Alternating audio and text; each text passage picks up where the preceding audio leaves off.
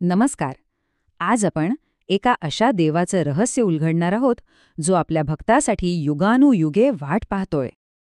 तर सगळ्यात मोठा प्रश्न हाच आहे नाही का, की ज्या देवाचा उल्लेख आपल्या प्राचीन वेद किंवा पुराणांमध्ये कुठेच सापडत नाही, तो पांडुरंग महाराष्ट्राचा आराध्य दैवत कसा बनला?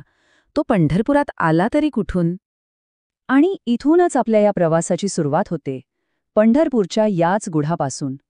कारण हे एक असं तीर्थक्षेत्र आहे जिथे उभा असलेला देव खरं तर इतर देवांसारखा नाहीये. तो खूप वेगळा आहे. या प्रश्नाचं उत्तर शोधण्यासाठी आपल्याला खूप मागे जावं लागेल, एका महाभयंकर युद्धाच्या शेवटाकडे, जेव्हा एक देव सगळं काही संपून फक्त शांती आणि विश्रांतीच्या शोधात निघाला होता. हो, ही कथा सुरू होते भगवान श्रीकृष्णापासून. पण हे ते महाभारत युद्धातले सुदर्शन चक्रधारी कृष्ण नाहीत, तर हे युद्धानंतरचे कृष्ण आहेत. असं म्हणतात की त्या महायुद्धातील रक्तपात पाहून कृष्ण इतके विचलित झाले की त्यांनी एक मोठा निर्णय घेतला. त्यांनी ठरवलं की यापुढे मी कधीही कोणत्याही परिस्थितीत शस्त्र हाती धरणार नाही. आणि हाच निर्णय त्यांच्या पुढच्या रूपाचं म्हणजे पांडुरंगाचं मूळ ठरणार होता. तर शांतीच्या शोधातला त्यांचा हा प्रवास त्यांना दक्षिणेकडे घेऊन आला. आधी ते कर्नाटकात आले आणि तिथून पुढे एका भक्ताच्या, पुंडलिकाच्या भक्तीने त्यांना पंढरपूरकडे खेचून आणलं. आणि मग घडला तो प्रसंग ज्याने भक्ती आणि कर्तव्याची एक अशी मिसाल कायम केली जी आज आपण इतक्या शतकानंतरही ऐकतो.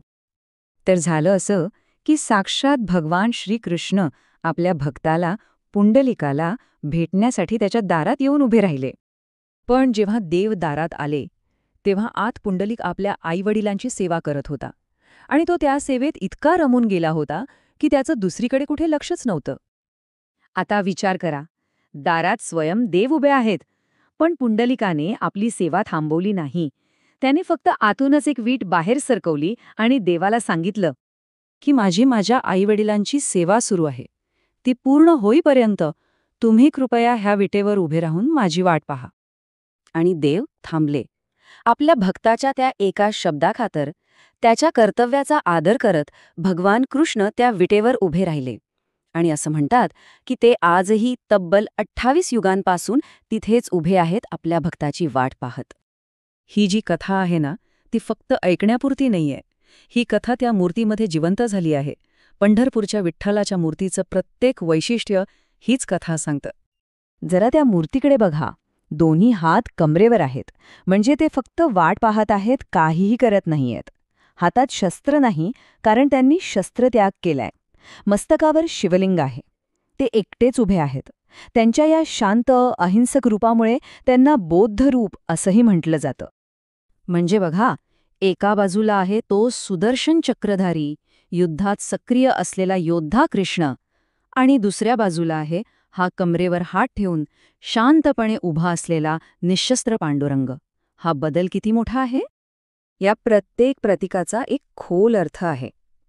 कमरेवरचे हात म्हणजे संयम आणि प्रतीक्षा, शस्त्र नसणं म्हणजे शांतता आणि क्षमा, आणि मस्तकावरचं शिवलिंग म्हणजे विष्णू आणि शिव यांच्यातलं ऐक्य. ही मूर्ती म्हणजे एक संपूर्ण विचार आहे. आणि याबद्दल एक आख्यायिका अशीही आहे की ही मूर्ती कुणी घडवली नाही, तर ती भीमा नदीच्या पात्रात सापडली. जणू काही निसर्गानेच हे रूप साकार करून पंढरपूरच्या भूमीला दिलं आहे. आता पाहूया की देवाच्या या निशस्त्र आणि वाट पाहणाऱ्या रूपाने लाखो भक्तांसाठी एक असा वारसा तयार केला आहे जो खूप शक्तिशाली आणि तितकाच वेगळा आहे. या देवाचं सगळ्यात मोठं वैशिष्ट्य म्हणजे क्षमाशीलता. हातात शस्त्र नसणं हे कमजोरीचं नाही, तर क्षमा करण्याच्या प्रचंड मोठ्या ताकदीचं प्रतीक आहे. तो देव तुम्हाला शिक्षा करायला नाही, तर माफ करायला उभा आहे. आणि म्हणूनच लाखो वारकरी तिथे जातात. ते देवाकडे युद्धात विजय मागायला जात नाहीत. ते तिथे जातात ते पदस्पर्श करायला, त्या दिव्य ऊर्जेचा अनुभव घ्यायला. त्या स्पर्शातून मिळणारी मनःशांती हीच त्यांच्यासाठी सगळ्यात मोठी गोष्ट आहे. कारण हा देव फक्त तुमच्या शुद्ध भक्तीचा भुकेला आहे. आणि शेवटी पांडुरंगाची कथा आपल्याला एकच गोष्ट शिकवते, ती म्हणजे तुमच्या भक्तीत जर प्रामाणिकपणा आणि निष्ठा असेल, तर त्या भक्तीमध्ये इतकी ताकद असू शकते की ती साक्षात देवालाही वाट बघायला भाग पाडू शकते. आणि हाच विचार आपल्याला करायचा आहे. जेव्हा एक देव आपल्या भक्तासाठी थांबतो, तेव्हा खरं सामर्थ्य कोणाकडे असतं? देवाकडे की त्या भक्ताकडे?